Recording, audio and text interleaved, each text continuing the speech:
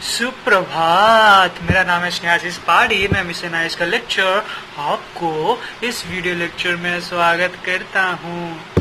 आप in detail explanation के साथ चैप्टर नंबर रिसोर्स या फिर वाटर रिसोर्स, वाटर से कैसे रिसोर्स क्रिएट करते हैं वो हम एंशिएंट से लेकर मॉडर्न तक जो भी इन्वॉल्वमेंट हुआ है, एंशिएंट से लेकर मॉडर्न तक जो भी इन्वॉल्वमेंट हुआ है वाटर रिसोर्स मैनेजमेंट में, वो सारा हम इस वीडियो में कवर अप कर देंगे और पढ़ेंगे भी। ठीक है, सो लेट्स शुरू करते हैं।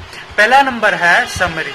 तो फिर वाटर रिसोर्स अगर देखें तो वाटर एक नेचुरल रिसोर्स है जिसको ह्यूमन बींग्स क्रिएट तो नहीं किए हैं, वो तो नेचर से क्रिएट हुआ है, और जो कि रीन्यूएबल रिसोर्स भी है। अगर देखें तो hydraulic structure in ancient India, इसका मतलब है एंशिएंट इंडिया मीन्स एंशिएंट से ही हमारे टेक्नोलॉजी का इन्वेंशन स्टार्ट हो गया है। सो फर्स्ट सेंचुरी बीसी में Srirangapuram near Allahabad had a sophisticated water harvesting system. तो कहाँ पर है? श्रीरंगपुरम, जो कि इलाहाबाद में स्थित है। तब से गंगा रिवर से वाटर हार्वेस्टिंग सिस्टम या फिर चैनल शुरू हो गया है। तो फिर अगर देखें तो during Chandragupta Maurya dams, lakes and system were intensively built. So अगर देखें तो चंद्रगुप्त मौर्यन पीरियड में, मौर्यन डायनेस्टी में ही dams, lakes and irrigation system का उद्घाटन हो गया है। ठीक है, उसके बाद कलिंगा क्यों दिया है? क्योंकि Kalinga is famous for its sophisticated irrigation works और सोफिस्टिकेटेड इरिगेशन फैसिलिटीज। सोफिस्टिकेटेड का मतलब है रिच, मतलब इतना बड़ा कि वो हर एक means every country use to follow that regulation और follow that pattern of doing irrigation. ठीक है, समझ आ गया? हाइड्रोलिक प्रेशर या फिर कौन कौन सा एंशिएंट टेक्नोलॉजी यूज्ड। उसके बाद देखेंगे नागार्जुनकोंडा, बेनुरा एंड खोलाकपुर, इसमें भी इरिगेशन फैसिलिटीज का उपलब्ध मिलता था। उसके बाद 11th सेंचुरी में Bhopal lake, one of the largest artificial lake of its was built. So एक आर्टिफिशियल लेक अपने आप से बिल्ट हो गया, उसका नाम है भोपाल लेक। कब? 11th सेंचुरी में। उसके बाद जब मुगल्स या फिर हम बोल सकते हैं कि जब सुल्तानेट का पीरियड आया है, तब इल्तुतमिश जो कि दिल्ली में शासन कर रहा था, वो एक बड़ा सा टैंक जो कि हजूर खान खास, जो कि सीरिया फोर्स से लिंक कर रहा था उस एरिया में वाटर सप्लाई में। तो फिर 14th सेंचुरी में भी इल्तुतमिश इन्वेंशन किया था हजू खास, वेरी इंपॉर्टेंट है। उसके बाद देखेंगे डैम्स क्या है। डैम्स एक स्टोरेज हम्स है ना? नहीं है, हम्स है ना? हम्स ही है। हम्स मतलब क्या है यार? वो स्टोरेज टैंक्स की तरह से इस्तेमाल करते हैं, जो कि हाइड्रोलिक टरबाइन इलेक्ट्रिसिटी जनरेशन करने में हेल्प करता है। अगर इकोनॉमिक मतलब सिंपल भाषा में बोले तो dams is a form of storage houses, ठीक है, which gives us sufficient amount of reserve water as well as electricity. ठीक है, सिंपल भाषा में अगर हम 3 इडियट्स की तरह पढ़े तो वो है a dam is a barrier crossing flowing water that obstruct direct or regrets the flow or often creating a reservoir, lack or impound। वही डेफिनेशन या फिर बुकिश डेफिनेशन भी कहते हैं।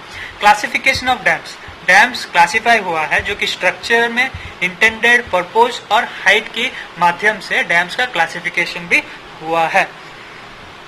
उसके बाद देखें तो डिफरेंट काइंड्स ऑफ डैम्स जो कि हम इस्तेमाल करते हैं, जो एक है timber dam, embankment dams, मेंसोर dams. ठीक है, उसके बाद हम पढ़ेंगे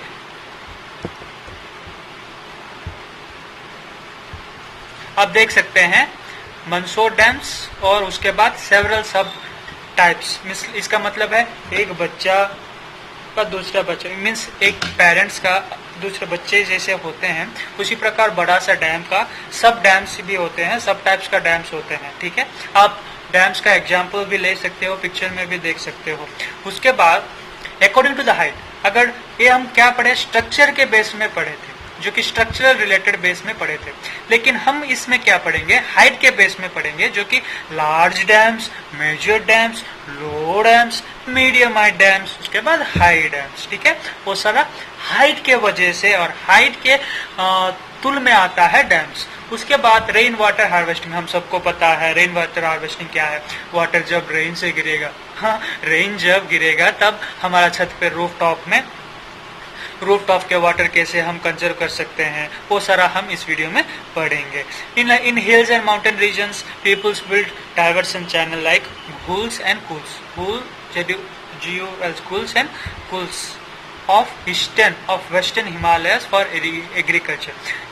ठीक है, आपको क्या समझ में आया? गूल्स एंड कूल्स जो कि एग्रीकल्चर एडवांटेज में, जो कि हिमालयस और हिमालयन माउंटेन रीजन्स में यूज होता है एग्रीकल्चर के लिए, जो कि चैनल्स बिल्ड करते हैं। समझ आ गया?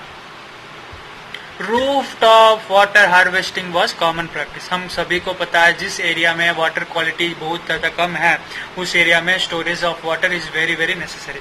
सो इसीलिए Rajasthan is the one of the most important state which usually use roof top as for harvesting. ठीक है, उसके बाद indentation channel of irrigates in the field, Bengal, चूंकि बंगाल वेस्ट बंगाल है, peoples develop induction channel for irrigate their field. Irrigation of field के लिए वो different kinds of induction channel भी यूज करते हैं।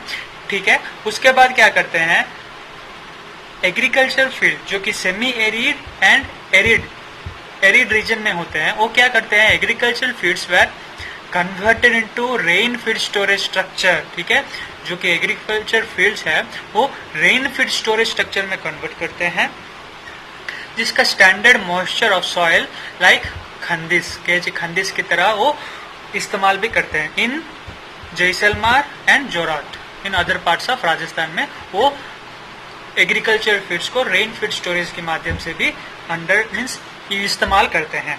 टैंक्स, अगर टंकास क्या है, अंडरग्राउंड टैंक्स, जो कि रेन वाटर स्टोरिंग हेल्पिंग में यूज होता है।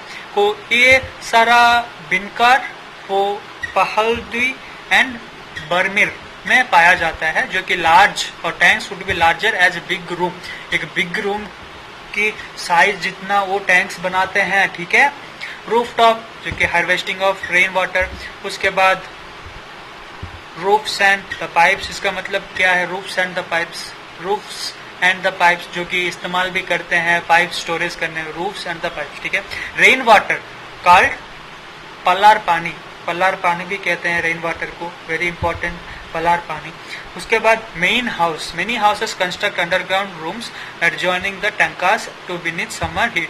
जैसे कि हम जानते हैं बहुत ज्यादा हीट जो कि सेमी एरिड रीजन में होता है, उस समय क्या करते हैं, बहुत सारे लोग बहुत सारे हाउसेस में टंकास यूज करते हैं अपने आप को कूल करने में। ठीक है, समझ आ गया मैं क्या बोलता हूँ? आशा करता हूँ कि आपको समझ आ गया सारा इन डिटेल एक्सप्लेनेशन के साथ। अगला वीडियो रहेगा एग्रीकल्चर के बारे में, तब तक धन्यवाद।